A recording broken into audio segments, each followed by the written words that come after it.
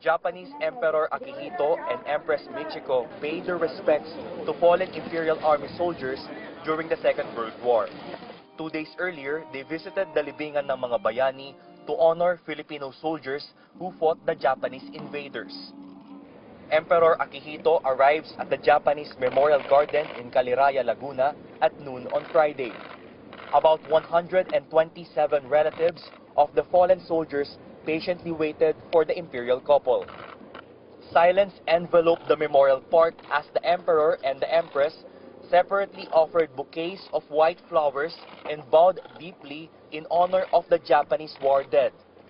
The relatives of the fallen soldiers, some in tears, exchanged well wishes with the emperor, who tried to console them. The visit lasted only 30 minutes and the emperor immediately left the memorial garden.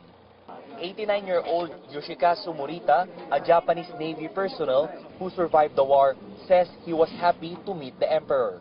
Yung sagot niya, parang natuwa yung emperor, empress, at pinasalamatan siya. Buhay siya hanggang ngayon. He did not even expect to live this long. Hindi naman daw takot kasi naka-ready na siya sa mangyayari because of war, panahon ng gera. He said he just wants to erase the memory of the brutal war. He was assigned in Quezon and Leyte provinces during those times. Unlike Morita, former Japanese Army member 95-year-old Minoru Matsumoto says he returns to the Philippines to reminisce the war. May mga alaala siya na iwan dito, hindi niya makakalimutan. Meanwhile, some survivors of the fighting to liberate Manila from the Japanese say the visit of the emperor to the Memorial Garden may dilute his message of profound grief over the fallen Filipino soldiers.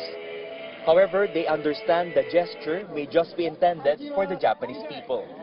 Rex Remitio, CNN Philippines.